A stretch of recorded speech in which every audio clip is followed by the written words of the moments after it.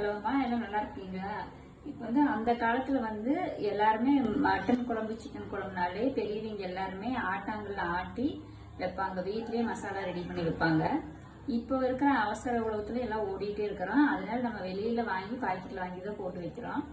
இது மாதிரி நீங்க ரெடி பண்ணி வச்சிட்டீங்கன்னா அந்த காலத்துல எப்படி வச்சாங்களோ, நம்ம அம்மாவங்கள எப்படி அரைச்சி வச்சாங்களோ அந்த மாதிரி நம்ம எப்படி மசாலா ரெடி பண்றதுன்னு பாக்கலாம்.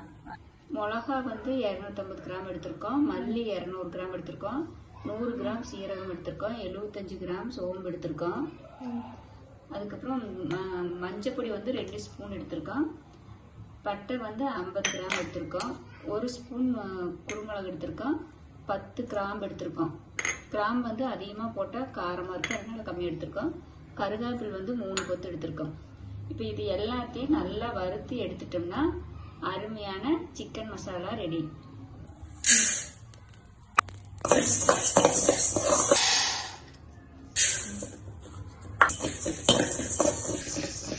சீரகம் நல்லா இந்த மாதிரி வெடிக்கும், இந்த மாதிரி ஒரு சவுண்ட் வரும்.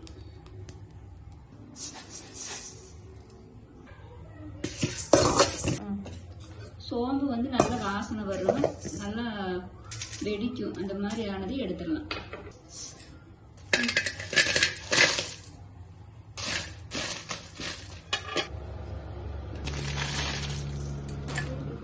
கிராம்பு அப்படியே போட்டுக்கலாம், குருமிளகும் அப்படியே போட்டுக்கலாம்.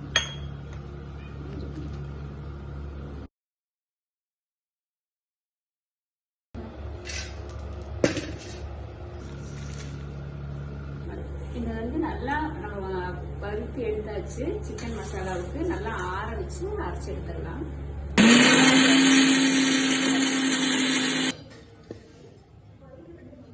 எல்லாருமே வேலைக்கு போயிட்டு இருக்கீங்க. ஞாயிற்றுக்கிழமை ஒரு நாள் தான் லீவு. அன்னைக்கு சிக்கன் மட்டன் கண்டிப்பா குழந்தைங்க எல்லாருமே கேட்பாங்க, செஞ்சு கொடுக்கணும்.